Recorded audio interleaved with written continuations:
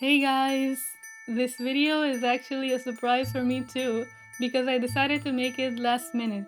I recently enjoyed painting this mini wreath, but I wasn't sure if I was gonna have time to do some quilling on it and make a video of the process. Yet here I am doing just that. So without any further ado, let me show you how it was made.